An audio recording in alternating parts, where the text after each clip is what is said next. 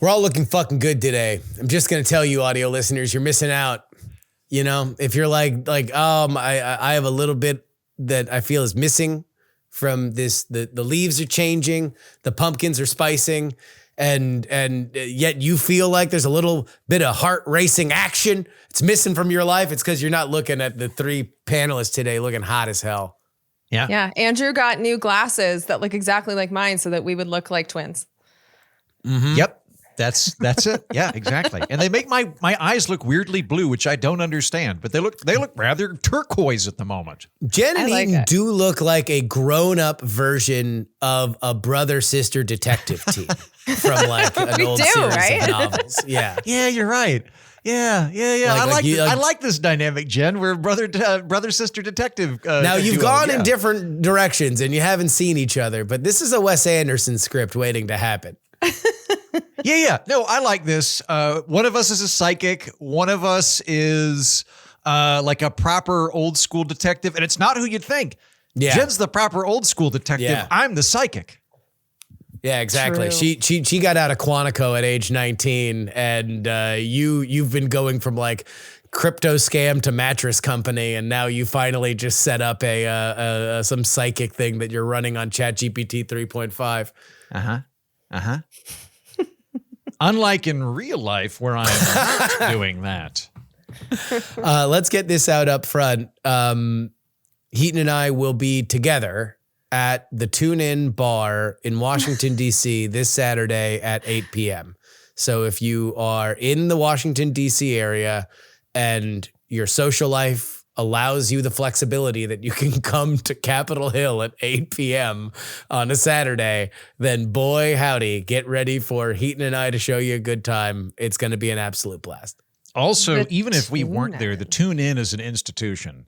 The Tune In. So I used to drink next to the Tune In at the Hawk and Dove. My dad drank at the Tune In back when he was on the Hill. So this is a long-standing place where Heatons have drank going back to the Reagan administration. And the people that are drinking there right now go all the way back to the Kennedy administration. That is a watering hole for pickled lobbyists and grizzled lizard people. It's worth saying if you're in the D.C. area. We are going to solve the shutdown. Sent me. I was there by myself for like reasons I can't remember, and you guys told me to go to the Tune In. I'm like, fine. So I went in the middle of the day and ended up drinking with some, like, he had to be in his 60s. He was a lobbyist from Iowa who wanted to tell me all the secrets. Like, I love that dude. And I was like, yep, the Tune In is amazing. Oh, it's the truth. And yeah, that place it's a good time. It really it's so sings. Small. It really sings in the middle of the day on a work day. Like if you're there between the hours of 10 a.m. and 2 p.m., like that's where the good shit happens, because you've got every alcoholic in DC who's leaving their job to slam like a 5 screwdriver lunch will just spill all the beans. Like I've told this story I'm going to go out and live here and say, if just a little bit more liquor trickled through the Tune In, we could probably quit the shutdown. That's probably the issue right now, is normally somebody would get shit canned and be like, God damn it, Jeremy, if you'll just earmark the pigskins over in the 8th district, we get this done. But no one's drinking enough right now. I'm looking forward to seeing whether or not there's just a couple staffers who have yet to figure out how to hold their liquor that can just give us the real tea. I've been here a year now, and I meant to cultivate like a monthly insider group at one point. That was my plan, was to take a group of people out like once a month, liquor them up. And I even with our friend on the Hill, I haven't even done that. I haven't in there. I could have hit him up the whole time, and I've not done it. I am remiss. I will. What are you waiting You know who for? you are. I'm going to take you to the Tune In. Yeah, I think he'll be there. I don't know. I think he's in town. Although none of them are getting paid, by the way, which is probably a good segue for our shutdown update. Jen, you are all the way in España.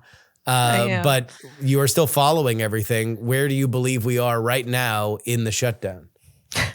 So I just did my last week in Congress episode, and nothing has changed. It's wild. Like the counts for the bill in the Senate, because they keep voting over and over again on the House bill, and nothing has changed. The people that are voting for it on the Democratic Independent side, we still have Cortez Masto, Fetterman, and Angus King. And then we have Rand Paul, who is voting no with the Democrats. Yeah. That has been exactly the same the entire time. The House is still on vacation.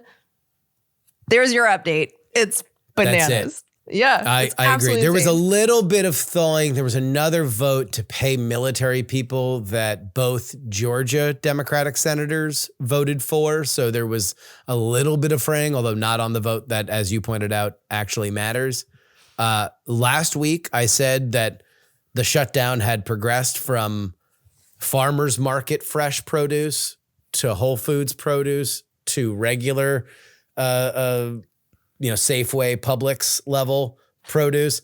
Last week I had downgraded it to bodega corner store produce.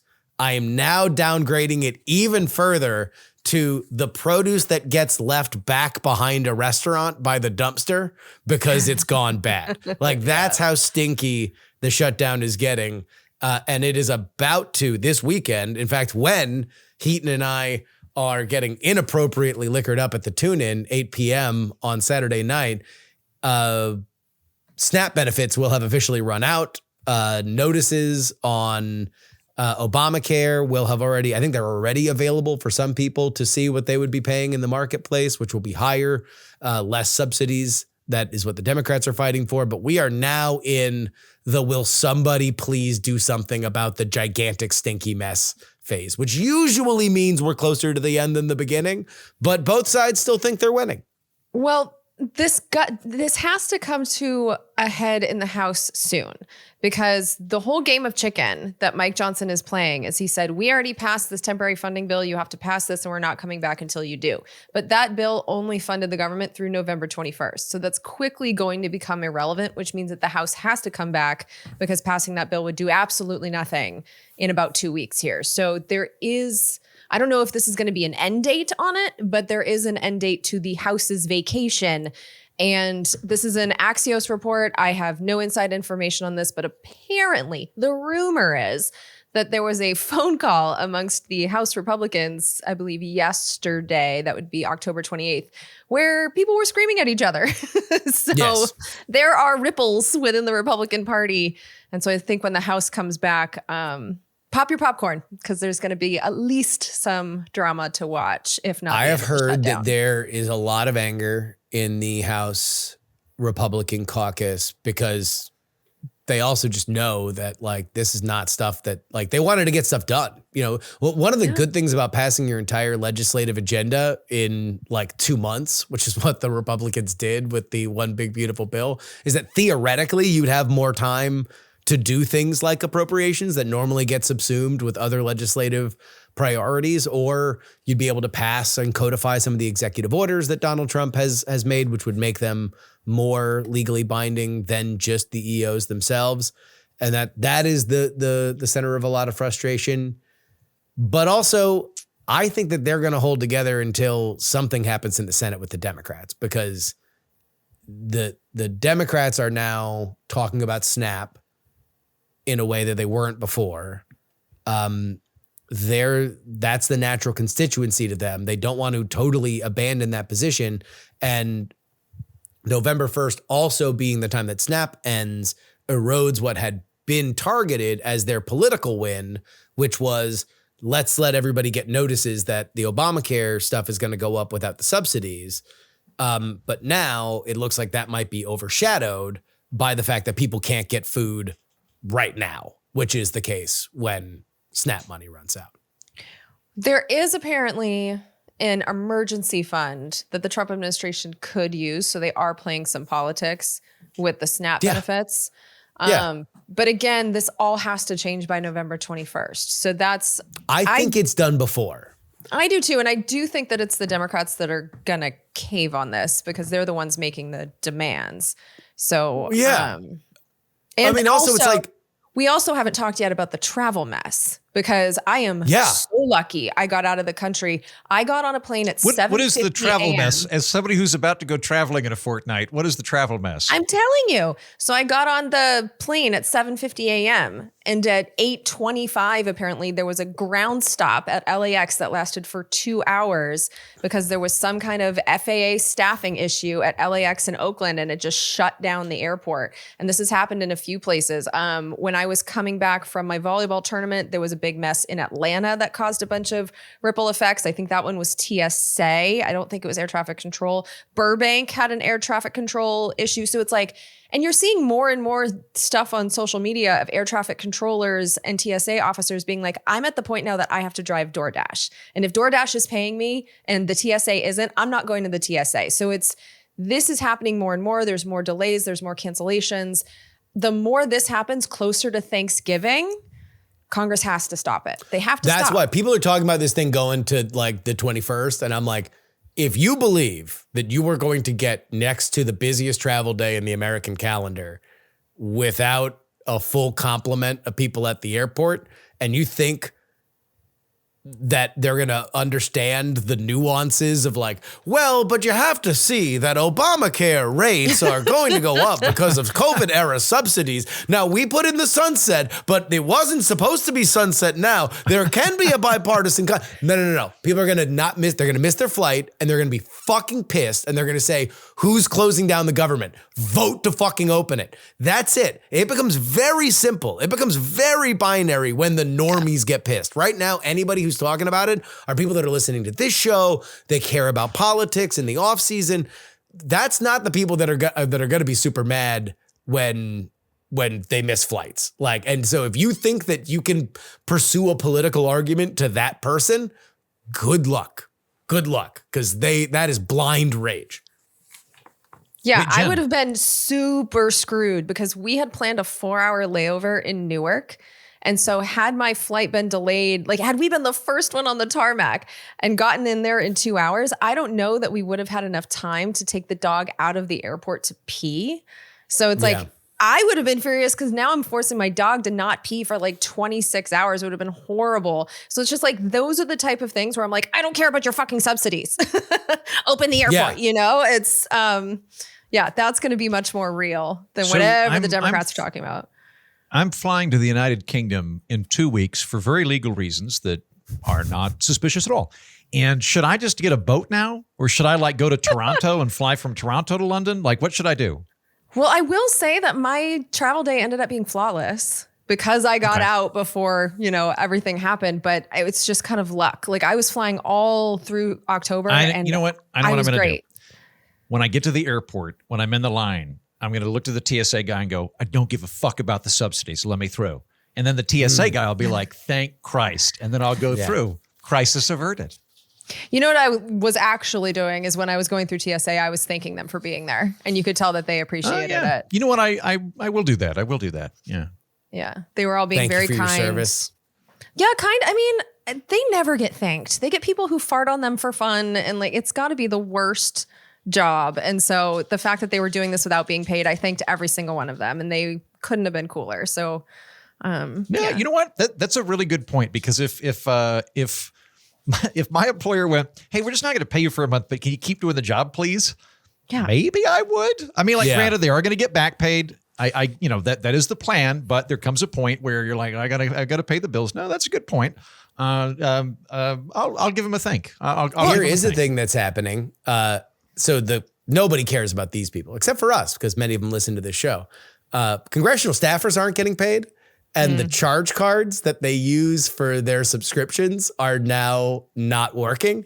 So the staff that's not getting paid, that is in charge of creating all the social media posts and writing all the reports for their congressmen, now they have to put their personal credit card onto the account to maintain the access for the subscription services. Pain in the ass. Imagine you're a 19-year-old, you're fresh out of you're 20-something, you're fresh out of college, and all of a sudden you have to put your negative balance for your HSBC card on your congressman's Canva account. So like, I just had dinner with a friend of mine that works over at the Eisenhower building. So he's part of the executive branch. He's closer to my age, and for him, this is kind of fun. Like he's been furloughed. He's been sent home. He knows he's going to get back paid for all of it. Like he's kind of going on a paid vacation right now from his perspective, right? But he's also more advanced in his career.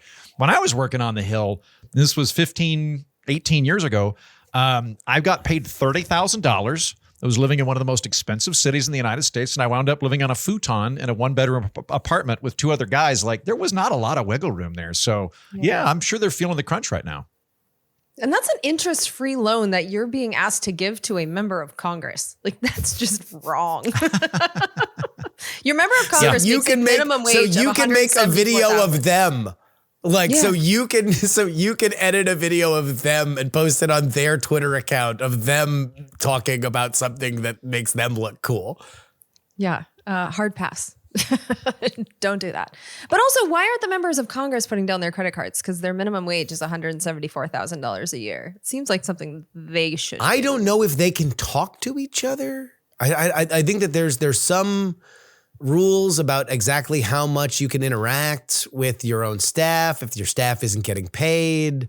Like there are weird things going around. I bet they're probably more exempt than anything else because Congress gets special exemptions in terms of their staffing requirements. Like one of the tiny micro battles that I had to have because I was an intern and then I became a legislative correspondent. And I was trying so hard to get in. And most of the offices are like, no, we just want to hire girls. And I was like, can you do that? And they were like, we can do that. And I'm like, I don't think you're allowed to just flat out say you have a gender preference. And they're like, no, constituents like girls more. And that's what we do. And like we've been exempted. Congress has an exemption on the books where as long as your staff reflects your constituency, you are not subject to the same anti-discrimination laws that other places are. They're also tip of the hat to Senator Bernie Sanders.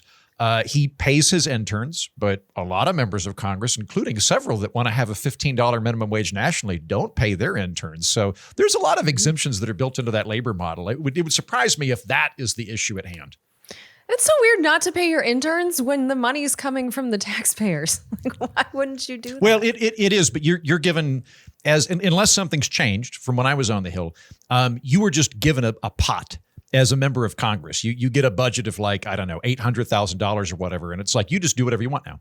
So like some districts that are more, the members very constituent focused, and maybe they've got a really large geographic area. Maybe they'll have like 4 different district offices and they're going to have more staff at the home base back in the district. And they're going to have a small turnover team in the DC office because they're not really that policy oriented.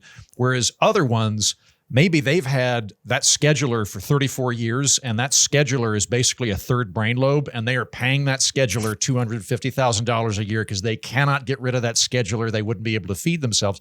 So they're allocating that money however they want, but it's not a situation where they can just hire whoever they want and it goes into a general congressional fund. It comes out of their personal fund. If I were in charge of it, I would have some kind of matching type thing because I think that there's some institutional atrophy we get within the legislative branch. Like you don't want a system where somebody becomes an expert working for a member of Congress and then goes, I want to have kids, so I'm going to become a lobbyist and leaves, which is basically what happens right now. So there ought to be some kind of a matching type thing of up to a point where, you know, if you pay somebody maximum amount, the House will start, you know, giving 10% of that for every 3 years of service or something. I'll tell you what, if I had a rich data AI driven tool that could track all of the salaries in Congress between the Congress people and their staffs, I would explicitly have that tool track which people get random gigantic raises because almost assuredly at least half of those people are fucking the congressman. I thought that was where you were going. Oh, I mean, look, have you followed Tony Gonzalez, Jen? No. A little bit, but I'm sure you know all the salacious details. I don't know anything about Tony Gonzalez. This one, I almost don't, because we're going to throw up. to the title. We are going to throw to the title, and this one's dark, but like.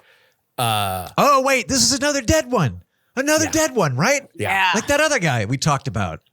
Self-immolated on a Ring camera. Oh, my God. Yeah. It's real dark. Bad. I just Very thought we were bad. going to talk about fucking an intern, listeners. I didn't know we were going to have No, she was a immolation. fundraiser. Allegedly, according to multiple reports, she had a relationship with Tony Gonzalez. But this is a small town. Everybody apparently knew about it. And she lit herself on fire to death, which is a sentence you don't really ever want to say. Oh, my God. Anyway, she randomly got a gigantic raise about a year ago. Do we know Listeners, any motive? if I ever... Yeah, I'm sorry. Let's focus on that. Yeah, do we know anything?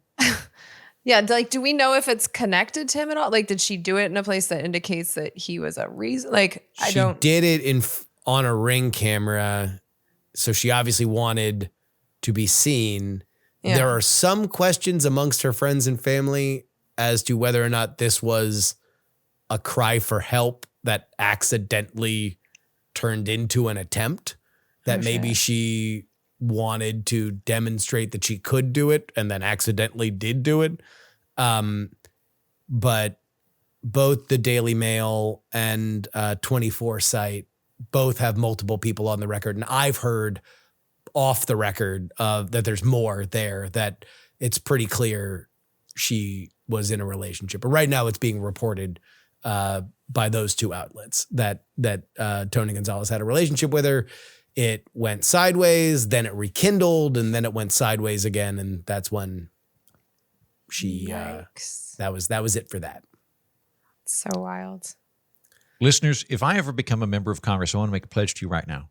I'm only going to boink foreign diplomats and their foreign interns, but I'm going to keep that separation between my dick and the staff for all of our mutual benefits. And if there's a problem, we'll just, cause an international incident. That's what we call in DC the Eric Swalwell promise. Mm-hmm.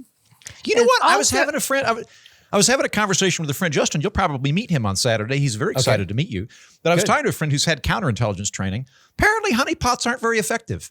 Like, they get all the attention, not super effective. And apparently, where they tend to come in is dudes who feel underappreciated in their job. That seems to be the actual connection. Where the ladies come in and go, I think you're phenomenal at this. You aren't getting enough credit. It's not even so much the sex. Huh. They just haven't met this honeypot. Damn!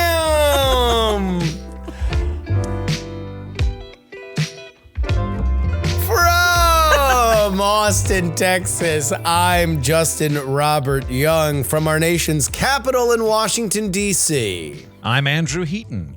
And from a hotel room in España, I'm Jen Briney. Hey, if I'm in Barcelona and I'm the honeypot, does that make me a foreign honeypot? Or does my citizenship No, wait, hold on. Jen, we're Americans. You're never a foreigner anywhere. You're an American in a foreign land. They're foreigners. Don't take that shit. You're an American honeypot. That's fair. Exactly. Yeah, come on. Foreign nowhere. We're not wrong. On this edition of the program, we'll be talking about Javier Milei and his midterm coalitional victory in Argentina. I will say that among emails that I get to this show asking for us to revisit a topic, Javier Milei has come up a lot, and we will indeed revisit it on this show, as well as another one. In fact, we initially talked about both of these men in 2023, about a week apart, when they first broke onto the scene. George Santos, also back in the news. He had his sentence commuted, leaving a 7-year sentence at a New Jersey prison behind and getting hibachi in the Poconos. Not but 48 hours later, whither Santos? Friends, we discuss along with your emails. Let's start here with Afuera, Javier Milei. In legislative midterm elections in Argentina, President Javier Milei's coalition La Libertad Avanza delivered a striking performance, securing roughly 41% of the national vote and dramatically increasing its representation in that country's Congress. The win is widely seen as a strong mandate for Milei's free market and austerity-driven agenda, one that seeks sweeping deregulation, massive spending cuts, and economic liberalization after years of Argentina's chronic inflation and fiscal imbalance. Markets have reacted positively. The Argentine peso strengthened, government bonds rallied, and investor optimism rose on expectations of real structural reform. Yet the victory is not total. Milei's party still lacks an outright majority, meaning coalition building remains essential to turn his ambitious reforms into law. Importantly, analysts note that the win may not reflect only support for Milei, but also voter fatigue with the decades-long dominance of Peronism in Argentina.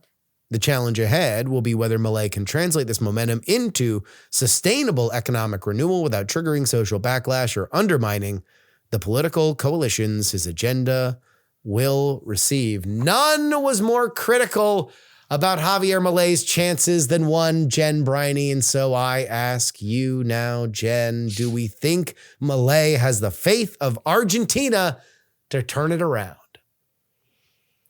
I mean, let me just caveat everything I'm going to say with I've never been to Argentina. I don't know any Argentinas. I don't know about the faith of the Argentinian people. So it's like, this is a big, I don't know.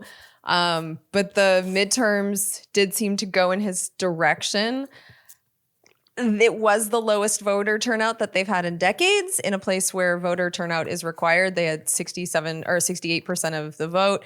I also don't know that it would have gone as well if we hadn't bailed them out to the tune of $40 billion in the weeks before the election. I have to imagine that was a factor. And we don't even talk about the fact the Trump administration bought $2 billion worth of the peso to prop up their failing currency. Like, we don't even speak 20 about billion.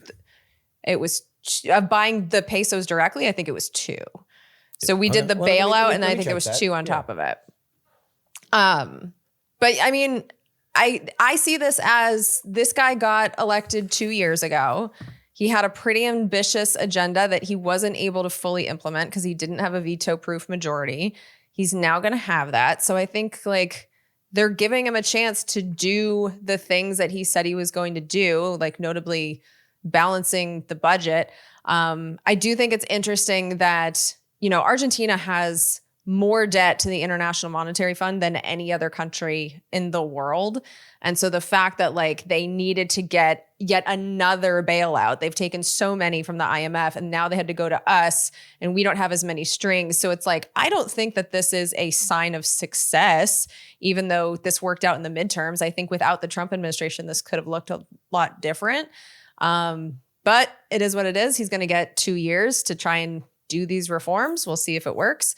But I don't know if this means that people have faith in him or if it means that they're just willing to give it 2 more years to give it a chance, especially with, Daddy Trump and his money bags being connected to this dude, because that money was contingent on Milei being successful here. So I don't know. I don't know how much of this was us meddling in their election and how much of it was faith in Milei. I think it's kind of a combo of both.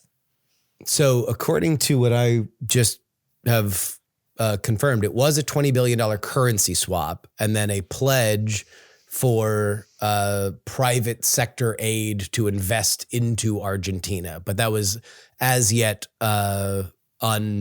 undefined prior to it. But that would have been the thing that would have gone away had Milei not had fuller control. I think we can be a little bit more specific about that too. I don't remember the name of the fund. There is a fund that is already allocated by Congress specifically for allocating money to allies that are making developmental reforms that we like. And the money that went to Argentina is coming out of that fund. So Jen's point is well taken that a libertarian wanting a bailout is bad optics, if not ideologically counterposed. But the actual fund that we're talking about is something that was already put there. And from the administration's perspective, they were doing free market reforms that America would like. Why give it to socialists when we can give it to them? And that's the $40 billion. This is what I've been actually confused by, even in researching this, is that what was the bailout beyond the currency swap? My understanding is that we have certain developmental aid. What do you call it? What we will historically do is we'll basically give bags of money to countries that do reforms that we want. I actually think this is very bad foreign policy because I think typically speaking, what it ends up doing is prolonging bad governments where they'll move just the inch necessary to get the money and it'll prolong that government a little bit longer. But that's what we historically do. We have a fund, I don't know the name of it, and Trump went, okay, well, we're going to take $40 billion of that fund, give it to Argentina in order to facilitate their ongoing free market reforms.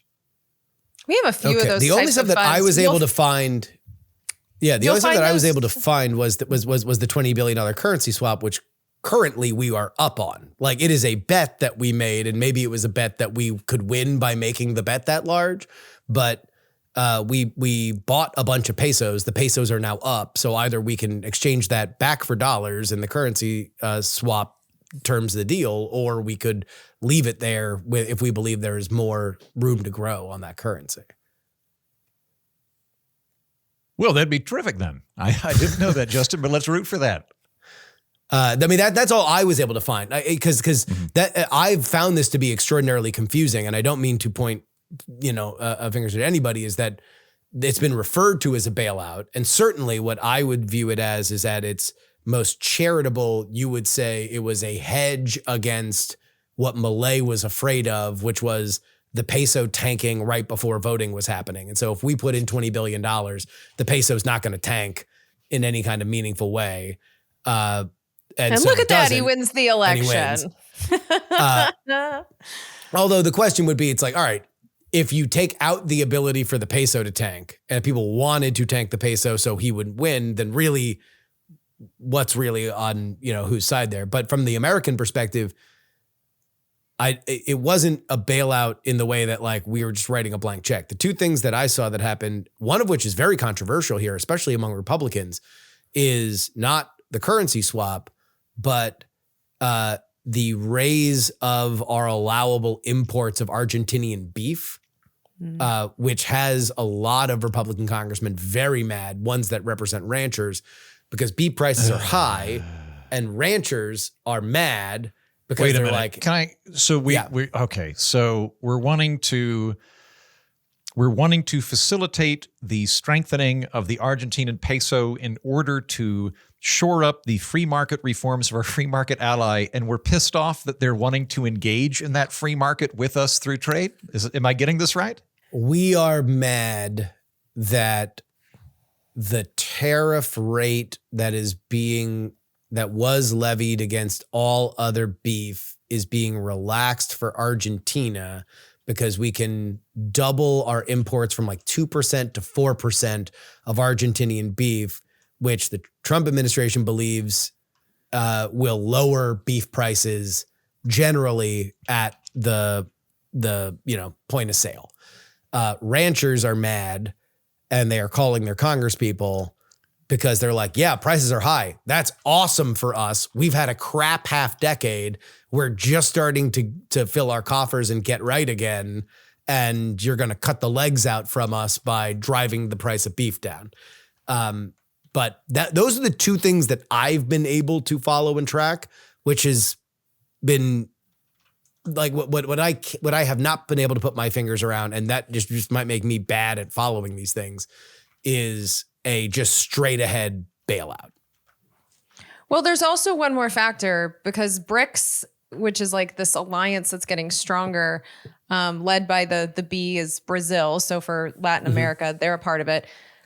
Trump doesn't want any more countries joining BRICS. And so being able to keep Argentina kind of in our sphere of influence, even if that means $40 billion, which gets the America First crowd to be like, what the fuck?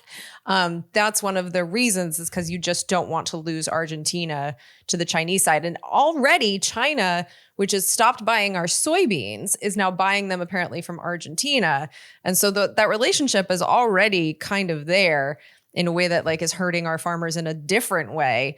But I do think that the BRICS aspect is always kind of there. I think, I had Austin Padgett from the libertarian perspective on PX3 yesterday. And that was one of the arguments that I made for why America would intervene in Argentina, is that like, hey, not only do you have somebody that's friendly to America, but they're friendly to the current White House. And that's a rare thing in South America. You don't get a lot of enthusiastic Trump superfans on that continent. And Milei is exactly that. He is fully simpatico with the Trump White House. And also raising the salience of Argentinian beef does directly eat into Brazilian beef, and Trump does not like the current leader of Brazil, Lula. Well, and again, if that money's already been allocated, like we're going to give that money to foreign countries, I think if we're going to give that money to foreign countries, I think I'm okay with Argentina under the circumstances. I question the underlying program itself, but if that's already there, it makes sense to me that this would be where we give it. Oh, Andrew, Heaton, if do you ever believe- want to go insane, just look at the State Department. They have one called the Economic Support Fund, and they can just slosh that around to a bunch of different places. There's like anytime you see the word development, it's shit like this. Yeah. Like, just read one State Department funding bill. Like, you will barf. How do you think John Kerry ends up on billboards in Finland or wherever? You know who's really funny to hear talk about this is Bono, because Bono was really involved in. Like, there's a difference between economic development and emergency funds. So like an emergency fund would be like, there is a mudslide in Bangladesh, and America, out of a sense of altruism and international goodwill and soft diplomacy, will send over $20 million in order to try to keep people from starving to death during an acute crisis. So like emergency funding, I think actually works pretty well as long as it's spent in a good way, and it can be a part of American goodwill abroad, and it can also be a part of development in that sense. But the actual like economic development, where we send over money to build programs in other countries, has a really bad track record. And Bono, after years and years of being very active in Africa, will say things like, "What we need is capitalism." But he'll say like "ugh, capitalism," but like Bono's come around to like, yeah, the development just doesn't work very well. It tends to have a bad track record. What they need is economic growth. And that is to say trade, capitalism, development, capital, all those things, as opposed to these slush funds that Jen alludes to. Yeah. By the way, as for the soybeans, this is being recorded at 11:43 a.m. Central Time. As we speak, out in Asia, there will be tonight a bilateral meeting with President Trump and Xi of China, where it is widely reported that there will be a big economic unveiling of the future of our economic relationship with that country. And apparently a part of it will be a big commitment to buy soybeans. As Jen alluded to, China had been showing us what it's like to buy soybeans from other places, and America didn't like it. So it looks like we're going to have some kind of meeting there. Although, like most deals between the United States and China, who knows for how long? And who knows how also long thinking everybody's about going to even pay attention to it. We're also thinking about giving new subsidies to farmers to compensate for the tariffs that other countries are putting on us that's hurting the farmers. So rather than just not having tariffs, we're going to keep the tariffs, but then use money to bail out the farmers to deal with the damage from the tariffs. There's a lot going on. It's fascinating to see what's happening with this Asia trip, because it very much seems, from my perspective, that what the White House is, the message they want to send is, much like the East Wing, which we'll get into in our bonus episode, that they are not just about destruction, they are about construction. And so look at these new deals. Everything had to happen on Liberation Day, the way that it happened, and all the tariffs had to go in so we could make these big, beautiful, awesome new trade deals that are so much better for America. Whether or not they are, time will tell. Whether or not this was just, throwing over the table so we could set up the table again, we will find out. But that is certainly at least the direction that they want to present it, especially in countries like Korea, China, and Japan. Heaton, do you think that, what do you think about Milei? I mean, this is probably maybe like the biggest international example of libertarian free market stuff in practice and shock therapy. What's your take? I think this is the biggest thing since the dissolution of the Soviet Union. So I am now a Milei fan. When we first reached this topic 2-3 years ago, when Milei hit up the international stage, I was skeptical because the term libertarian means very, very different things depending on who you're talking to, including every libertarian I know. But it particularly means very different things talking with non-libertarians in the journalism sphere when discussing other countries. So sometimes libertarian just means like extreme right-wing guy. Like it could mean like dude that wants the military to run stuff, which is not how libertarians would understand that term in the United States. So when I heard that there's a super libertarian running, I went, I don't know if that just means, Trump, but he likes gay people. Like, I don't know what that means. No, I think or he wears a cape. Because he's... He wears, exactly. He's like, obviously he's a former magician. Well, you know what? Take that back. In America, we have former magicians and autism. In Argentina, their libertarians are in bands and clone their dogs. So they've got a more soccer fun players. variant. Yeah, much more they've active. They've got a more fun variant of libertarians. So I think he's been good. I'm glad that he won. I think that these are reforms that needed to take place in Argentina. The fact that they won indicates that there's some amount of faith in his candidacy and his party. I would fall shy of saying that there's some sort of intellectual libertarian revolution going on in Argentina.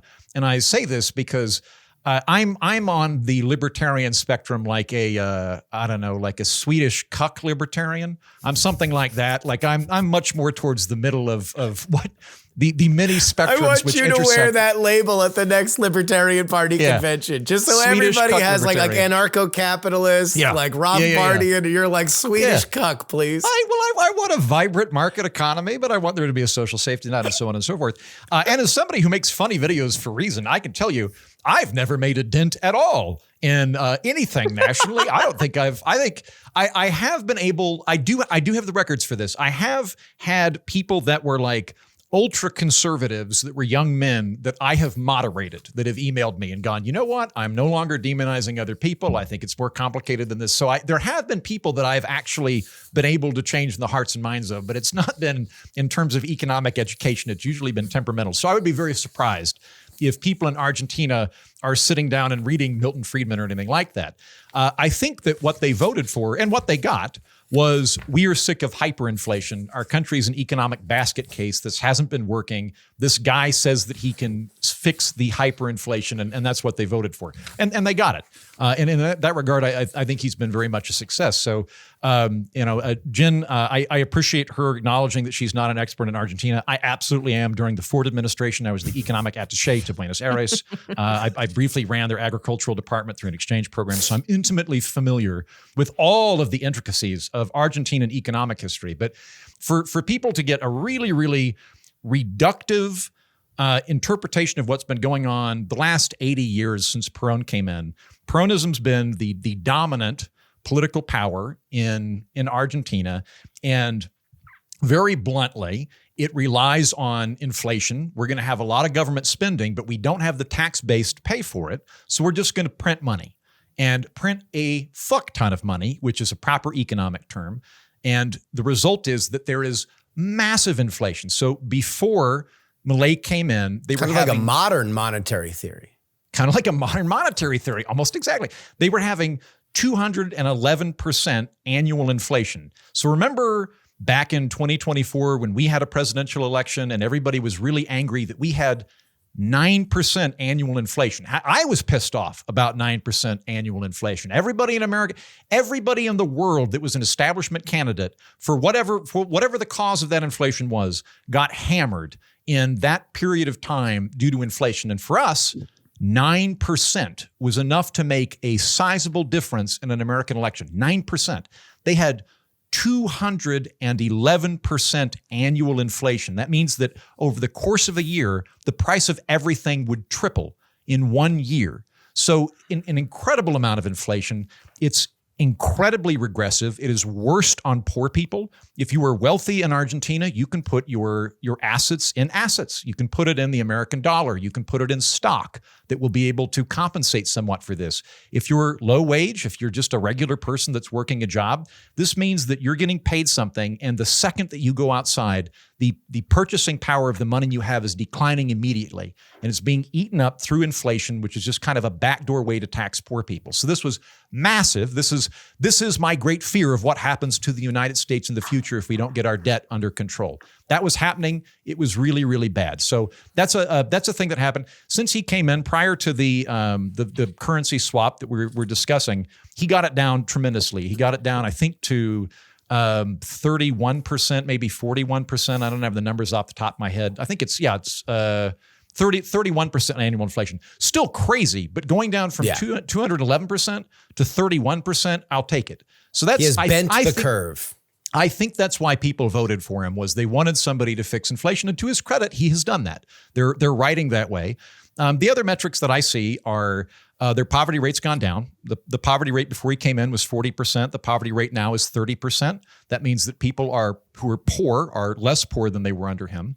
There's going to be all sorts of other metrics we can look at. There are going to be winners. There are going to be losers. There's going to be weird adjustment periods. Given how much government spending they were doing, I'm sure that there's been an uptick in unemployment in the public sector because he's cut a lot of government jobs. So there's all sorts of tumult going on. But the big thing that I would have been worried about if I were in Argentina would be the hyperinflation. He did that. The poverty rate went down. So that's all good. And I think that that's what he got elected on. And I think they needed it. And I hope they continue to drive down that hyperinflation. We will all wait and see. Patreon.com/We're Not Wrong is where you go if you want to support this program. And boy, do we appreciate it when you do. Because it is how we keep this thing going. I'm sorry, Justin, I got to interrupt you real quick. Hey, Jen, good job to us both. I just want to give us like a team pat on the back. Like last time when we discussed Milei, we both were like at each other's throats. We managed to saunter through the whole thing. We sauntered through the whole thing. Everything's fine. I didn't even take propanolol. I thought about it, but I didn't take it and I didn't need to. I made the right call. So good job us. Justin, please continue with the Patreon talk. You know, it's funny you say that because, like, I know we talked about him before, but I have the memory of a goldfish. Like, I don't remember anything about that conversation. We got into it. I was trying to find... It seems like I'm getting into it with both of you lately, and I might be the common denominator of assholeness here. I think I'm the one causing all the problems. I'm just going to move by that statement and remind everybody that patreon.com/We're Not Wrong is where you need to go if you want to support the show. This week, we're going to be talking about the dream database. In the annals of our mind, whilst we sleep, the dreams are here. And we now have the largest recorded database of how, why, and when, and how passionately we dream. We're going to talk about all of that. A trip into our subconscious on the Patreon episode this week. One way to get it, patreon.com/We're Not Wrong. It's also where we get a lot of our feedback for the show. So thank you. Our most passionate audience is our Patreon audience. Let's talk about George Santos. Last week, former Representative George Santos' prison sentence was fully commuted by Donald Trump, leading to his immediate release from federal custody. Santos had previously been sentenced in April of this year to 87 months in prison after pleading guilty to wire fraud and aggravated identity theft. The commutation also cleared him of all further fines, restitution, supervised release, and probation conditions. The decision sparked immediate controversy. Critics, including members of Santos' own party in New York, which had driven him out of Congress in the first place, called his commutation, quote, not justice, arguing his crimes, carefully documented by prosecutors, warranted the full 7-year sentence. Trump, however, defended the move by arguing that Santos was treated harshly and comparing his misconduct to Da Nang Dick, who had lied about his Vietnamese service. That is, I believe, Dick Durbin, right? No, who is Da Nang Dick? It wasn't Durbin. It wasn't Durbin. I hadn't actually heard of the guy, which is weird. Blumenthal, Dick Blumenthal. I briefly worked with him during the Ford administration back when I was in Buenos Aires. Da Nang Dick is his derisive nickname because he lied and said that he was in Vietnam and he never served in Vietnam. And so the joking nickname for Dick Blumenthal is Da Nang Dick.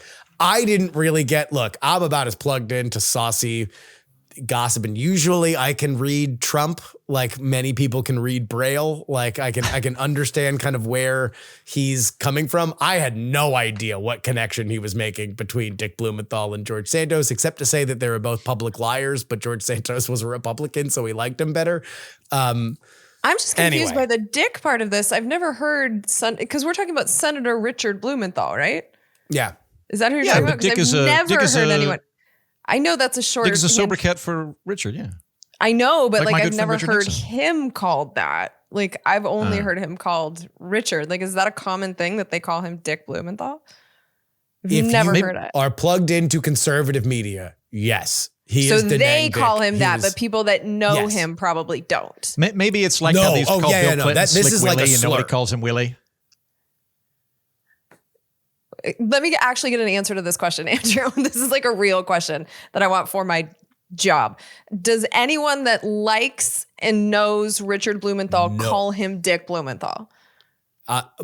Maybe friends or whatever, but that he was not professionally referred to Dick Blumenthal by people who were referring to him in a public courteous setting. That was a derisive slur that was laid upon him by his enemies because they wanted to keep to the fore the fact that he had misrepresented his military service.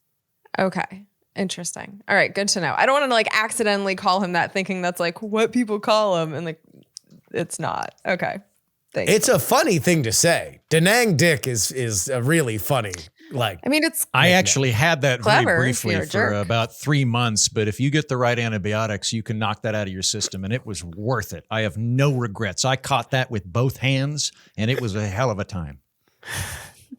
Mr. Andrew Heaton.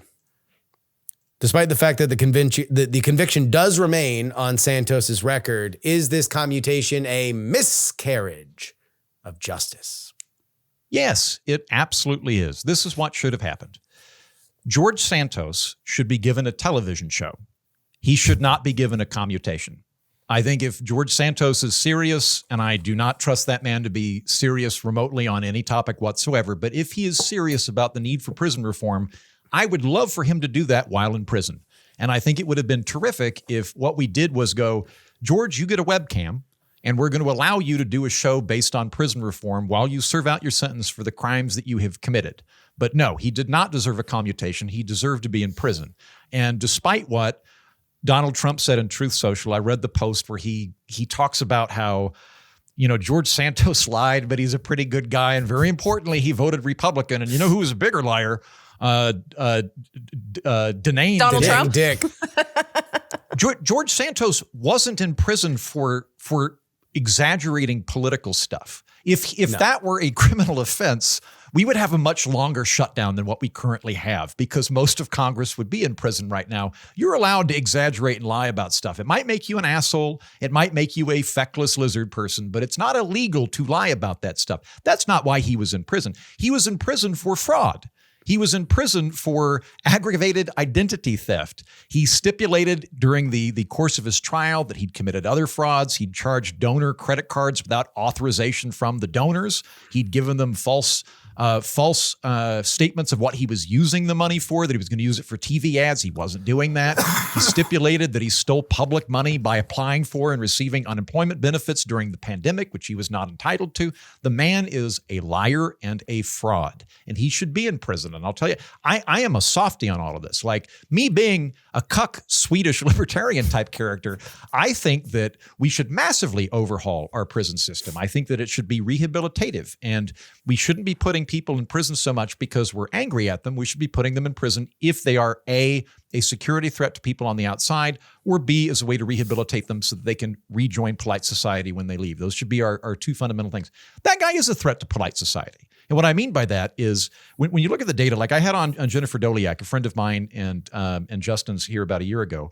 One of the things I asked her, just like, what is a general myth we can dispense with that we've figured out based on all of the data? And the one thing I remember from a very far-reaching conversation with her was there's pretty solid data that violent crime just really drops with dudes after 40, like after 35. Like if a guy robs a liquor store at 28, he's probably fine by the time you get to 35. Obviously, you should go through the regular procedures of going through a parole board and actually assessing his mental health and whether or not he can reintegrate into the community and all of that stuff. But the reality is we're keeping a lot of people in prison that don't need to be in prison, that we're not making anybody safer for them being there. The exception that I have for this is if you're committing white collar crime in your 40s, that doesn't seem to be an effect of this. That tells me that you have a deeply flawed character that you will absolutely bring back out again to take advantage of people moving forward. And he had done that. He was not in prison for lying about whether or not he was a drag queen or whether or not he was actually gay or straight. That's not why he was in prison. He was in prison for fraud, and he should be. I think the gay thing might be the only thing he's never lied about. I think he is for real gay.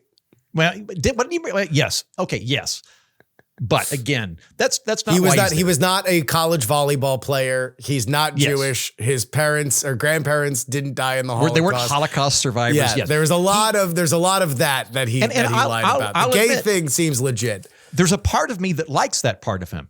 I hate that part of me. The part of me that likes George Santos is the shitty part of me. But there is this incredible appeal to a train going down a track, barreling towards a cliff while glitter shoots out the smokestack. Like it's very, very enticing to watch this man. But that's not why he was in prison. He was in prison for real reasons. None of those were obviated by what happened with the commutation. Neither was the commutation based on anything. Commutations work well if, like Trump did several commutations during his first term that I thought were correct. Where he went, hey, we locked up somebody for 50 years for selling pot. Maybe we don't need to be doing that. Maybe I can commute this guy's sentence and the guy's already served 18 years and he hasn't seen his kid and we're going to let him. I'm okay with that kind of thing where we go, it looks like the sentencing is too strict given the crime and we need to revise this. Like, I'm fine with that. This is not a situation like that. And based purely on the Truth Social thing, it looks like he got freed because he's a Republican. Like that's what Trump said. Like at the bottom of it, after impugning Da Nang Dick, he went, and importantly, he had the courage to always vote Republican. Good luck, George, and have a good life. That's not a reason to let somebody out. Party loyalty is not a reason to let somebody out. This is an abrogation of justice. This is an unjust thing. I truly wish the man had a webcam television show in prison, and I would wish him luck with being a reformer from within the prison system, but he should be in it. Jen? I agree with every single word that was just uttered by my twin brother here. And the only thing I'll add is that I think it's real bullshit that with this commutation, he doesn't have to repay the money that he stole from people. That's the part that really pisses me off. Touche. But it's gross. And I think he will get that TV show. It's unfortunate. It's just... This is the state of America right now. People don't pay for the crimes that they commit if they're at the top echelon of our society, and it's fucked up. And this is just yet another example of it. So a few things. Number one, something that I didn't know until I spoke with Julie Grace Berfke, who did a bio on Santos, his first 48 hours out of prison. She took him to a hibachi restaurant. He got the filet mignon and shrimp, for those of you who are interested. But pervert. Alice Johnson, who people might remember as one of the criminal justice. She's one of the criminal justice reform advocates who worked with Trump. Was one of the first people freed from Donald Trump's criminal justice reform push in his first term. If Kim Kardashian took on her case. That's why I remember her. She is now Trump's commutation and pardon czar. So anybody who wants a pardon or wants a commutation goes to her and she reviews it. I did not know that until speaking with Julie Grace about this, but that was apparently where the Santos's, George Santos's husband, who had been working with some of the folks who were advocating for him, including Marjorie Taylor Greene and Lauren Boebert and Tim Burchett and Matt Gaetz, who had been advocating for him to get a commutation. She's the first stop. So if you ever, Heaton, when you find yourself in prison eventually and you need to suck up to Donald Trump to get a commutation, that's where you submit your application, apparently. Good to know. Good to know. I'm going to start seducing her right now. So her qualifications are she answered the phones for drug dealers, met Kim Kardashian, got freed from prison, and now she's a czar for the president of the United States. I love it when Jen goes tough on crime. Yes, exactly. That's exactly what the case is. Okay, just checking that resume. The operating thought was that George Santos, and this is what he believed, was that he was probably going to get commuted closer to the end of Trump's term. If not the 11th hour, like most pardons and commutations normally come, then after the midterms at the very least. At which point he probably would have served about 1.5 to 2 years. If it would have went the full thing, it would have been closer to 3 years of his term. That's something that I probably think would have been closer to fair. I do think that 7 years was probably an overcharge considering how compliant he was once he was busted. If you look at the general sentencing of what he went away for, 7 years is at the higher end of it. And it was likely because it was an unfavorable court situation, and he was a very, very loud Trump supporting Republican. So I think that probably wound up adding something to his term than if he were just a random person with that exact same crime. So I think probably 2 to 3 years probably would have been closer to something that I think would have been fair. Him to get out at like 6 months is definitely on the short side for what I think he wound up getting, less than what he should have gotten for the crimes that he rightly admitted to. And this, for all the younger listeners, I want to be very, very, very, very clear. Life is not fair. Interesting people get benefits that non-interesting people don't get in society. Interesting people get money. They get more attractive mates. They get faster cars. They get higher flying planes. And yes, sometimes when you commit out and out fraud, you get out of jail faster than the other person, because I don't think even if George Santos was a rank and file Republican who had his exact same voting record, but wasn't a television camera whore who was a fabulous in front of a microphone and a lens, that he'd be getting out right now. I think that dude sits in jail probably for another few years and then maybe eventually gets through later on. George Santos got out now. George Santos will be on Dancing with the Stars this next season because George Santos is interesting. People want to see him talk. He is going to get many media contracts. He's going to have a podcast, and he's going to be a part of all of our lives until the day we die. And we are all going to look back at some point, decades down the road, when George Santos dies, and we're going to say, wow, beloved media figure, George Santos has been laid to rest. His career began when he had this run-in with the law and got commuted by President Trump. And we'll all say, hey, wow, I remember that. I can't believe primetime media figure George Santos one time was in prison. Heaton. And then about 3 years later, we're going to find out the fucker faked his death in order to avoid paying taxes on said media career. Likely. Right. We'll see how serious he is about the criminal justice reform. It sounds like a thing that he likes to say when you get out of prison. He apparently, prison did not agree with him. If you read this New Yorker piece by Julie Grace, but or her interview on PX3 last week. But yeah, I mean, here's a lesson: be good on TV. Good things happen if you're good on TV to you.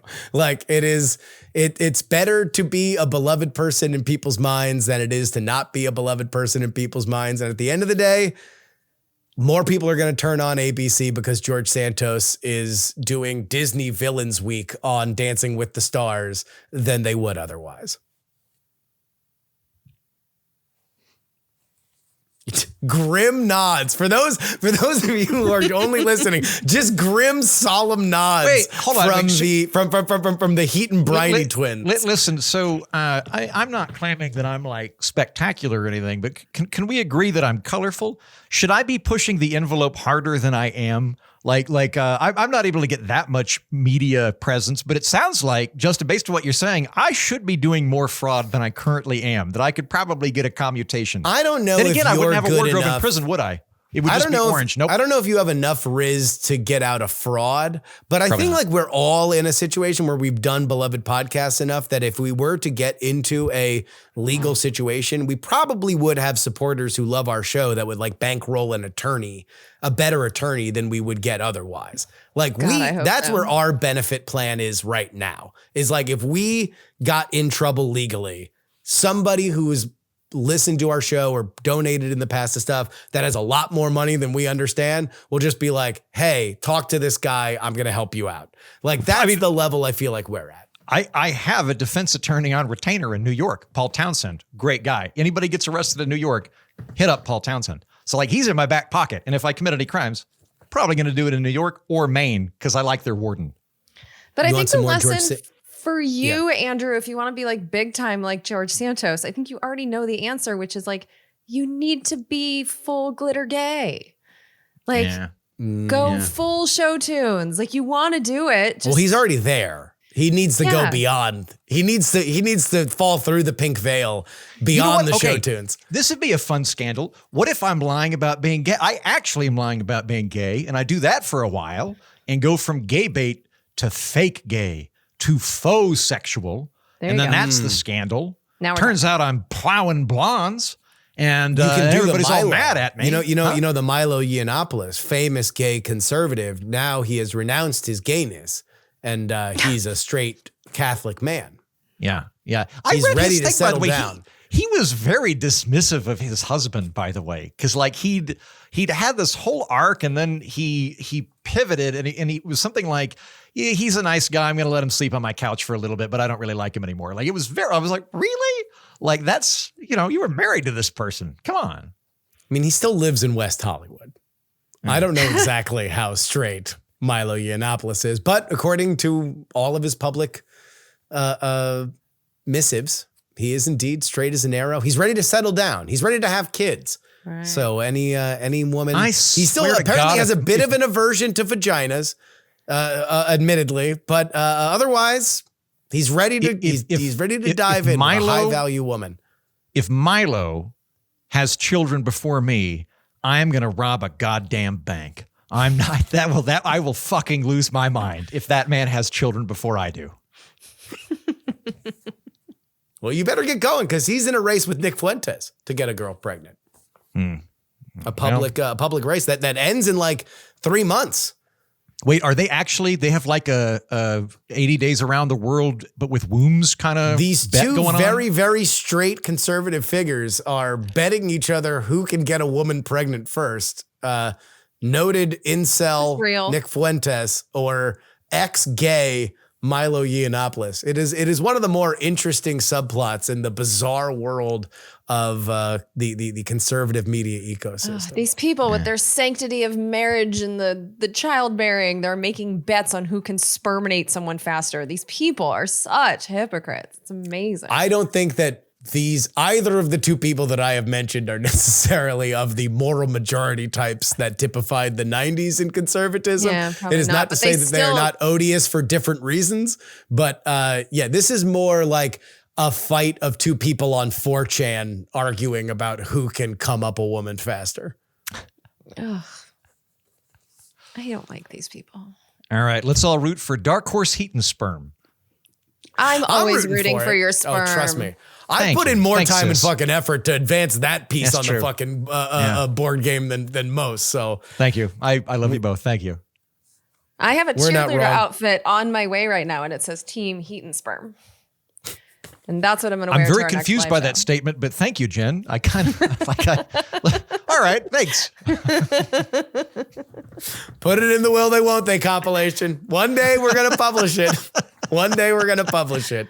So 5 minutes ago, we're brother, sister, and now we're fucking again. Now we're getting all incesty. I'm not watching porn anymore, but for a while, there seemed to be some subcategories that would qualify for that. Number one, I said that this was a Wes Anderson script waiting to happen, and nothing would be beyond the pale when it comes to a Wes Anderson script. We're not wrongpod@gmail.com. That's where you need to write into the show. Rise up. Writes, Justin, in the latest show, you once again uttered the sultry word tumescent. I would like you to know that since your repeated usage of that turn of phrase, I've come to love it and spread it around with my friends. So you can just imagine the scene of me sharing this new word with all of my friends in high school on the other side of the world because we love being tumescent down under. Please keep saying tumescent. It makes me tumescent. I'm not going to comment on that. Okay, I'm going to do it. What does tumescent mean? I don't know. Google it. It means erection. Tumescent. Oh, okay. It's the way that wordy assholes say the word boner. See, I like boner more. Just the word makes me giggle. It's look, ¿por qué no las dos, dude? Like, I think that it behooves a wordsmith to have so many arrows in your quiver, and sometimes you deploy a more crude boner, and sometimes you need to loft a tumescent here and again. Usually when you don't want people to know you're saying boner. That's usually the reason why you go ahead It apparently and hit 'em with the two slipped message. right past me because I did not notice it. At the end of our show, we had a surprise topic of the celebration at Camp Pendleton, and we got a lot of email about that. So here we go. Shut Up Idiot writes, if you don't know what happened with the Marine celebration, as Justin claimed after Jen got rightly mad at him interrupting her, then don't fucking talk about it. I can hear anyone who doesn't know about what happened talk about it anywhere. I thought I subscribed to WNR, sorry Jen, it stuck, Patreon and financially support you because you're supposed to bring an informed opinion. Well, listener, my point was that I had not read up on it then. I am here to tell you I have read up on it a lot now, so we can have a conversation, and I will read some of these other emails because it did partly inform what I now know about it. Semper Fi writes, first off, I have to be pedantic. It was ground-based military being fired over the freeway, not the Navy. They mostly shoot missiles these days since the last battleship was retired in 1992. A dark day. There was stuff coming in from the water, but any of the stuff that was being fired was based on land. That's what the guy wanted to point out. Guy who was there writes, that event had been scheduled well in advance of the No King's Day protest and featured an amphibious demonstration, essentially an amphibious landing, along with the air show. To make the beach party even more cool and demonstrate combined arms, artillery was shot from Red Beach into a commonly used impact zone. Many Marines attended the celebration in grandstands to observe. Both the Secretary of Defense and the Vice President were present to deliver a motivational speech. For the record, the Vice President is a former Marine and had some great jokes. The only irregularity was the firing of the artillery from Red Beach, something that to my knowledge has never been done before. This is because of the horizontal distance between the highway and the artillery position. The command investigation is still ongoing, but if I had to guess, fuse malfunctioning caused the shell to prematurely detonate. I can verify the photos that I saw on social media being taken by police look like pieces of shrapnel from a 155 millimeter high explosive round. Regarding whether or not this was intentional on the part of the demonstration, I don't believe it was a planned act for No King's Day. It seems to be a serious lapse in judgment and an ill-considered attempt to make the spectacle look more badass. You know, I briefly had what was that? Fuse malfunction back when I had to name Dick. But if you get Cipro Max for about a week and you take that with B12, you too can have a 155 millimeter high explosive round. Gross. Calendar Man writes, the event was planned for that specific Saturday for over a year. 250 is a huge thing for us Marine Corps veterans. On Pendleton, there was already a planned demolition exposition to be, explosions are awesome. The addition of the live ammo over the civilian population was not pre-planned. That aspect was definitely last minute by either Trump or one of his knee pad sycophants. And Shooter Shoot writes, I'm not written on the actual planning phase of the naval bombardment, but it can take up to a month to cross all the T's and dot all the I's to get the DoD apparatus to move 4 guys to go to the range for an hour to requalify their pistols. The argument that a naval bombardment was a last-minute decision really seems like BS, absent evidence otherwise. We fire live ammo that close requires closing roads domestically all the time. I've got family at The Gap in PA where you either need to know multiple ways to get everywhere or have to have an inside line to Indiantown's Gap Range Control Office to avoid live fire-related closures. I've personally shut down highways in New Mexico to blow up state ordinance a bunch of times. It happens. If you don't shoot this stuff, it gets unreliable and you get rusty. So I'm hoping that guy's not in the military, by the way, that he's just some dude who shut down roads in New Mexico because he likes fire and munitions. Well, and I have to point out that like a highway in New Mexico is not the same as shutting down the 5 freeway between Orange County and San Diego. Like this has never happened. My family's been there for 40 years. It's never happened in my lifetime. And from what I've read, this has never been done before. And there's a reason. This is a major artery in California. It's not like shutting down some podunk road in New Mexico. This is not the same. So from my understanding of the event, there was a back and forth between the Marines and the what eventually elevated to Gavin Newsom, the governor of California, about whether or not to close down the road. And initially, I think the Marines wanted them to close down the road and Gavin didn't. And then Gavin did.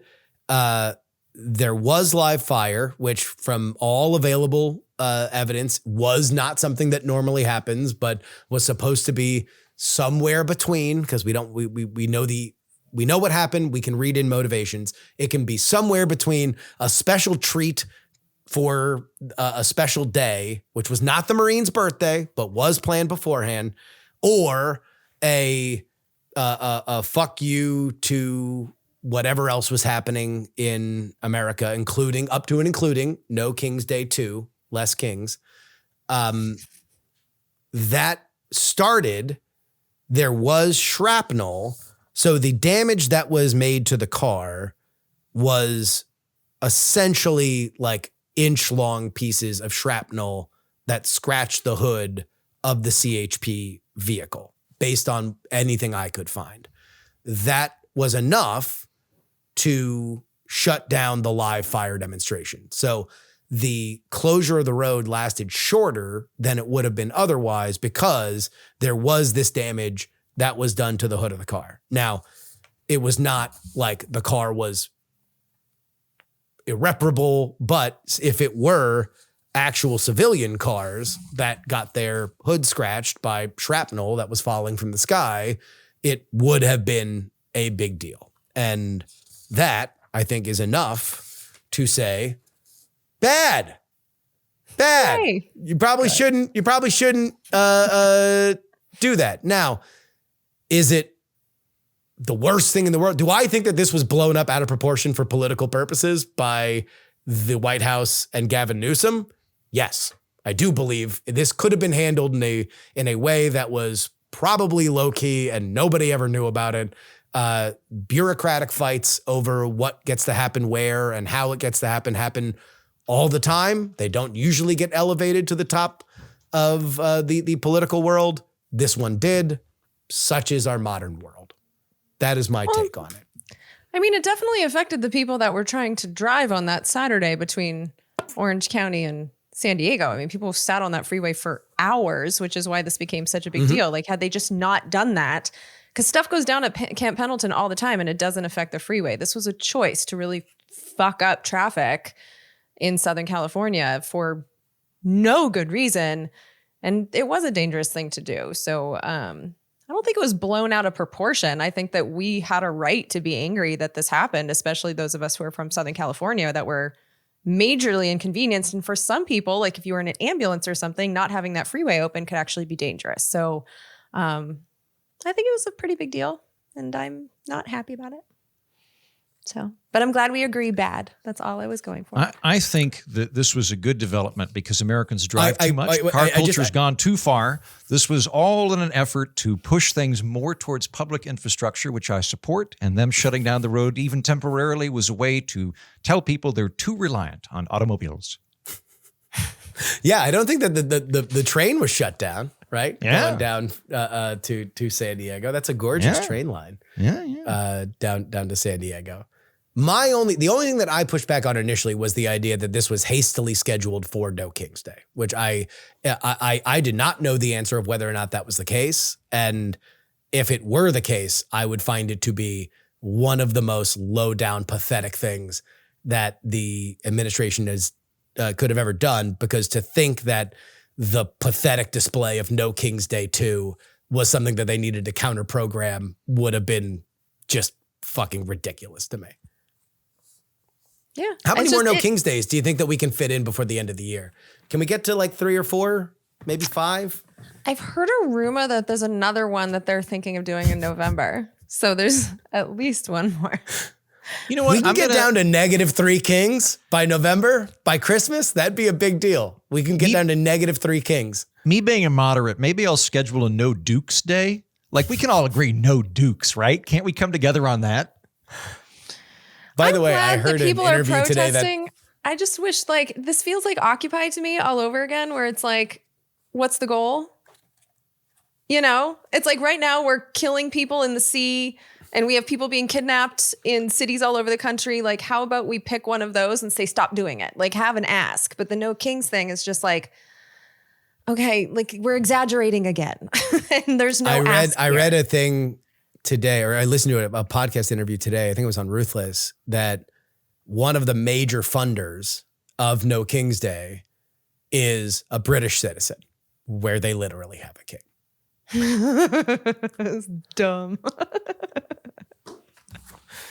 I agree with you. I think the No King's Day thing to me is like, it's so empty because none of the things that you are complaining about would have existed if Kamala Harris won. So really it's a protest saying, we wish more people agreed with us 10 months ago.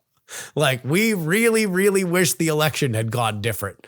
And it's like, great, awesome. That's an awesome way to I mean, the best thing I can say about the No King's Day series is that you're harvesting a lot of emails. So good for the data broker that's harvesting all these emails. I'm sure that they're going to get really, really rich selling it back to the Democratic Party. I mean, I do see, I do see a purpose to it in that people who are sitting on the sidelines and are very disturbed by this get to go out, protest for the first time, not be as scared of it, meet other people who are also feeling the same way, the camaraderie. Like, I don't want to shit on the whole thing. I would just hope that when we have so many specific actions that we want to see stopped by the Trump administration, if we're going to gather 7 million of us on a specific day, I would like to see a demand that we could win.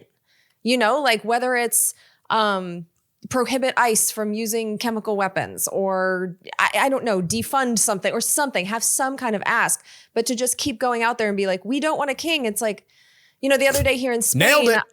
Yeah, the other day in Spain, we walked by a protest. It was a bunch of students protesting bullying, and it was like, okay, bullying's bad, kings Seems are like bad, a lot of kids but that like, need to be bullied. but like, who are you asking? Like, what are you asking for? Wait, how do you declare a win if you don't ask for a thing? And that's my problem with No Kings. It's not like, I'm glad that people are showing their displeasure at what's happening, because I know sometimes I feel really crazy where I'm like, does anyone else see this? Why is no one doing anything? So to see people hit the streets, it did make me feel less alone. And I think there's value in that. But at the same time, there are very real problems that we need to demand. And I don't think that protesting is necessary to change the action of the Trump administration. I think we need to be protesting to get Congress to grow some balls, to actually like encourage them to do their constitutional oversight over the Trump administration. And if you don't have a specific thing to be like, Congress, you are letting me down unless you do fill in the blank, what message are you sending? Like, I literally don't know. Based on the average age of the people that were out there, I don't think that it was anybody's first protest unless they were in a coma from 1963. Yeah, see, I'm skeptical of protests in general. Like this goes back to I went to a Darfur protest when I was in college, back when I was very much ideologically molten and figuring out my stuff. I think I just registered as a Democrat. Like, I wasn't what I am now. And I went like in good faith and I talked and I was like, what are we doing? And we're protesting what they're up to in Darfur. And I was like, yeah, but like, are we trying to get the American government to intervene? Are we hoping that they'll know that the University of Oklahoma, and no one had an answer for me. And what I took away from it was, we really wanted to protest, and this sounded like a good thing to protest, but the need to protest precipitated the specific one. I know that's not true in all instances. Where protests make sense to me is like civil rights era. That makes sense to me because you had a huge amount of Americans that had been disenfranchised and atomized. And it would have been very easy if you were a Black American in Georgia to think, I have no power because I've been squelched. But you get 20,000 Black people to walk across a bridge and you go, oh shit, no, we actually are a voting bloc. It's a way of awakening something and a way to get us to get to this particular thing. Alternately, if you're actually showing pressure on the government to the point where the government might change, but having 7 million people say they really hate Donald Trump, I already knew that. That was not something that Trump didn't know. That wasn't something that anybody else didn't know. So I don't see the point to any of it. It always just kind of strikes me as people that would otherwise be going to a tent revival have figured out kind of a secular means to funnel that that religious persuasion into politics. I just can't wait for No Kings 3, Tokyo Drift. Let's talk about Graham Plattner's Nazi tattoo. Heaton Be Still writes, if Plattner does run as an independent or a green, he will not become a spoiler because all federal elections in Maine are ranked choice voting. Ranked choice voting is also used for primaries, but not races for state positions due to an old state constitutional amendment that requires them to be determined by plurality. But we got a lot of emails. Maine already has ranked choice voting, so don't worry, everything's solved according to your weird technocratic worldview. Hey, you know what? Maine's doing a lot of really good stuff. They're leading the country in terms of prison reform. That's the prison that I went up to. I'm very, very impressed. I actually was really hoping their superintendent of prisons was going to run for governor. I don't think he is, but I would have been rooting for him. I was very impressed with him. They've got ranked choice voting, as you know. They're also one of two states in the union that does electoral votes on a district basis. So you could have an electoral vote go to a Republican and an electoral vote go to a Democrat. It's not a grab bag. I think Nebraska maybe is the other one, but they do that. And to their credit, if they wanted to gerrymander it, they could very easily make it two Democratic congressional districts, and they haven't done that. Maine seems to take that stuff very seriously, and I applaud them. Jen, Graham Plattner did get his tattoo covered. What is your review of his new tattoo? You know, it's funny because he put kind of like a gecko in it. And Joe it's also. His dog. Oh, why does it look like a lizard? What an ugly dog. Yeah. It looks like the thing from Tremors. There's a lot of graphic design is my passion in Graham Plattner's decision to cover up his tattoo. I have no idea why he chose the Celtic knot, which kind of looks like a Icelandic Fenrir, which would also be a white supremacist iconography. But no, he says it's a Celtic knot with an artistic representation of his dog that both he and his wife love very much. I dig it. I'm looking at it. It looks cool. I applaud this new tattoo. I think it looks cool. I just don't see a dog. Yeah. It doesn't look. You don't see the head poking out? But that's what I thought was a lizard. Northeast. It looked like a lizard to me. The famous Maine gecko. Yeah, like literally. That's what State lizard. White Power Snacking writes, my favorite work release program coworker was a guy named White Power Jared. Because while in Florida State Penitentiary as a fat, funny guy looking for protection, he had to join the Aryan Nation and had the tattoos to prove it. I judged him pretty harshly for that until he made some jalapeno poppers that were so good I got over the fact that he was at one time a skinhead.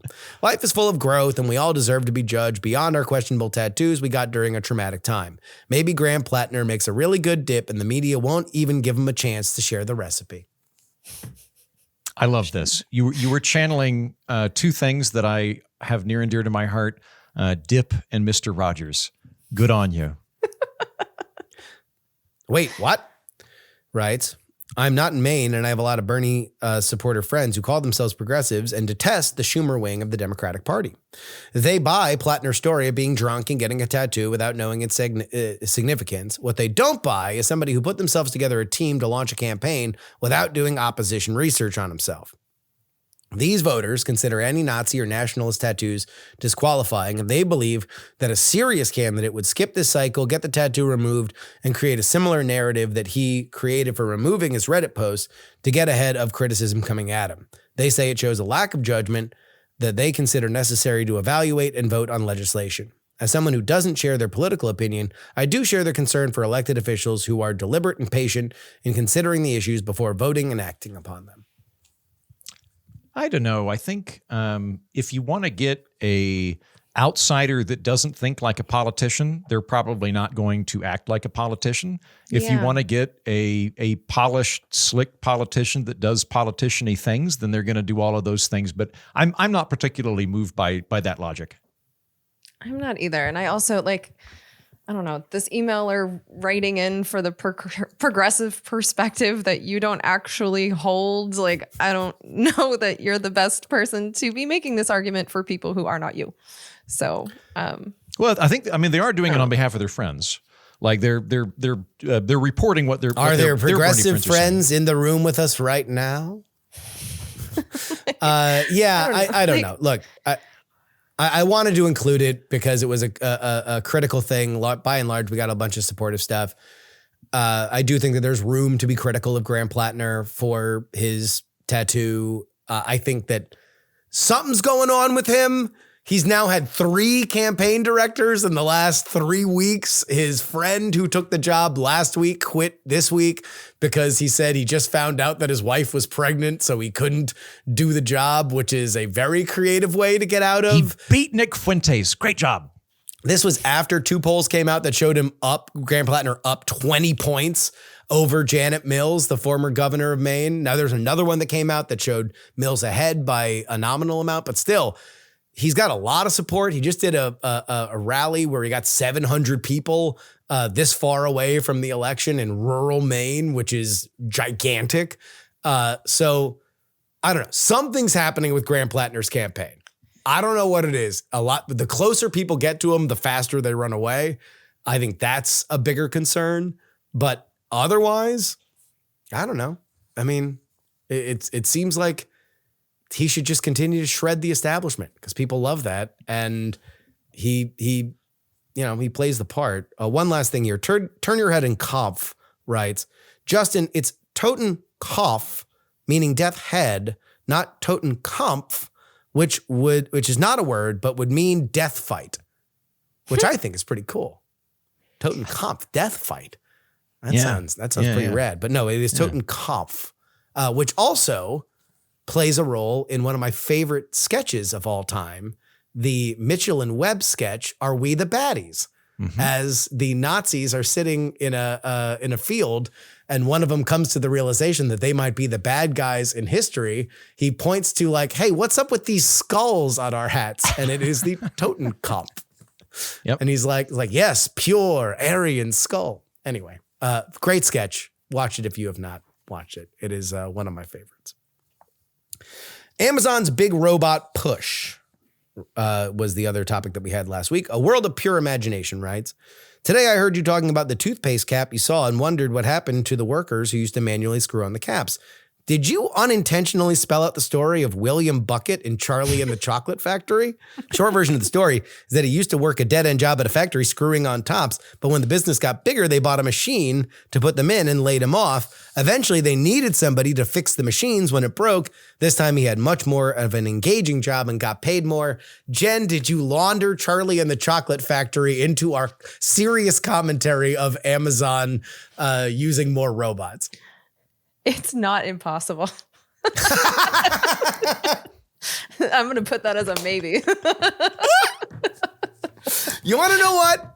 This is why you love this show, friends. This is why you support this show. Because when Jen accidentally launders in Charlie and the Chocolate Factory, she says, yes, I may or may not have accidentally used William Bucket as an example of modern autonomization of these working jobs. She doesn't lie about Zohran Mamdani's fake aunt, who's now dead.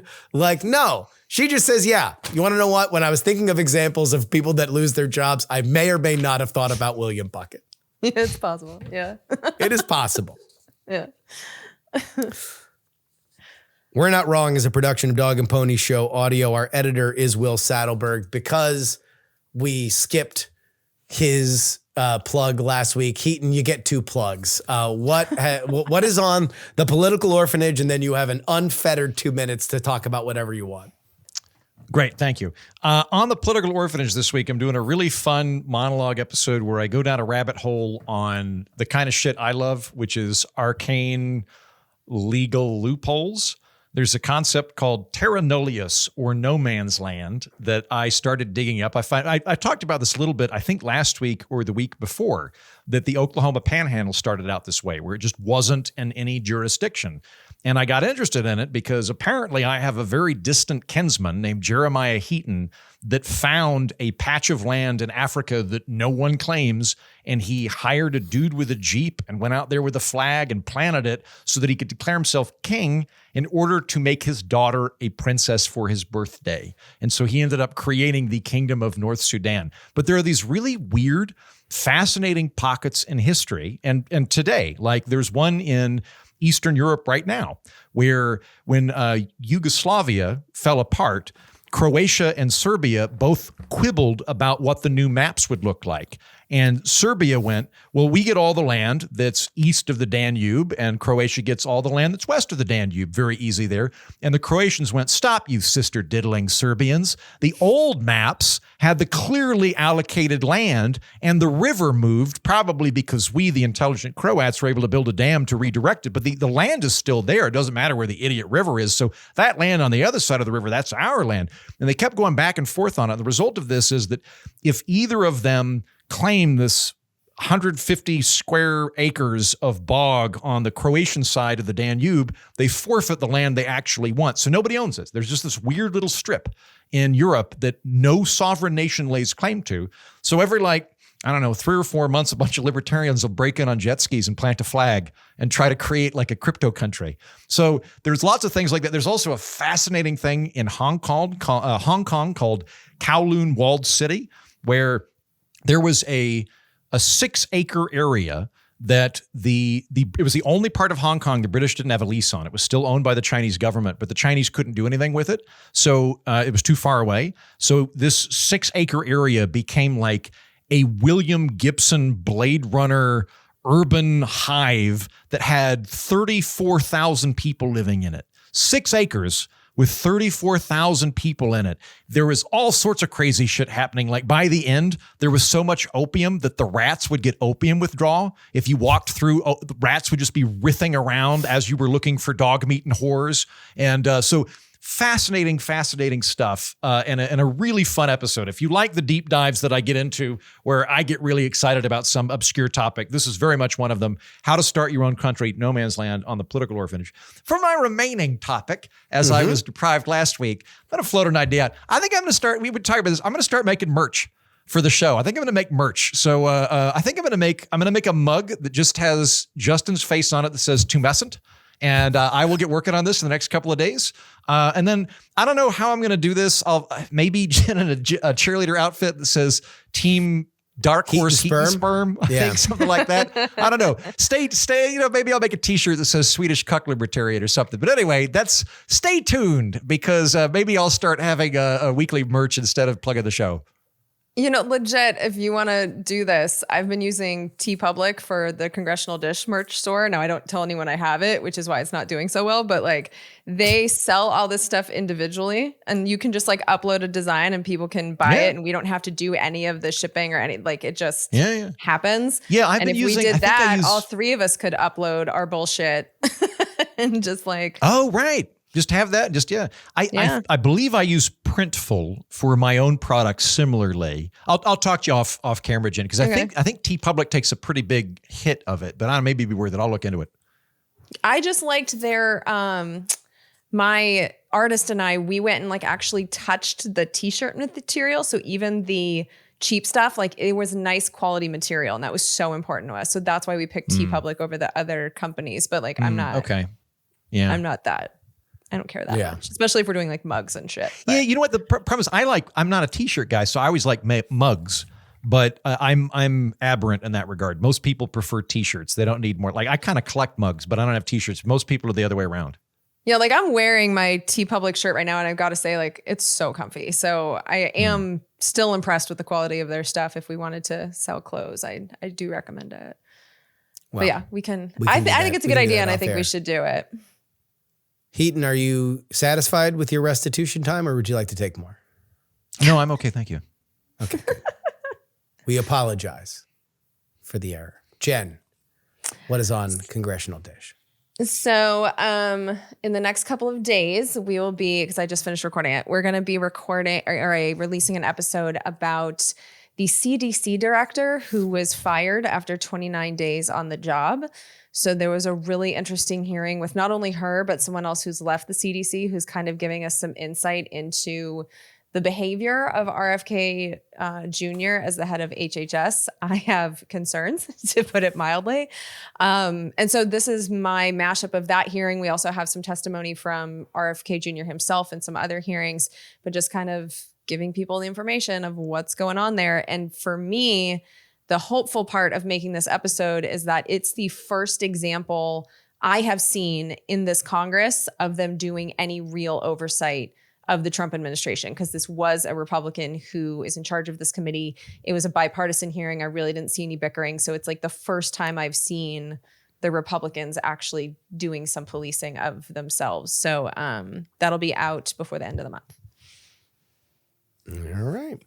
On PX3 this week, I give my official predictions for all of the off year elections that are going to happen on Tuesday. Virginia governor, Virginia AG, New Jersey governor, New York mayor, and Prop 50 out in California. The headline, I think some of these are going to be a little closer than people think. I think there might be some quo-momentum in New York City, but I don't believe it's going to be enough. I think it's going to eat into what people would expect to be a 10 to 15 point win for Mamdani. I don't think it's going to be enough to get him over the top. And similarly, I think that Democrats are probably going to win in both Virginia and New Jersey, although New Jersey... I got we'll find out. In fact, New Jersey may or may not be a battleground state. That's really what I'm looking forward to on Tuesday, is to see whether or not in 2028 we look at New Jersey as kind of in play, at least as in play as we look at a state like Virginia. But you can get all my breakdown on PX3. I got a real bad case of quomentum when I went to a cat house in Laos a few years ago, and you got to watch that shit. You got to be careful. Be careful. Mm-hmm. You do not want quomentum. You know, it's going around with Gen X and the Boomers. That's what's got the Mamdani people all worried, is that it's the Gen X and the Boomers. Big outbreak of quomentum. So we'll see. All right. Till next time. For Jen Briney and Andrew Heaton, I'm Justin Robert Young, saying we're not wrong. George Santos's hibachi order is.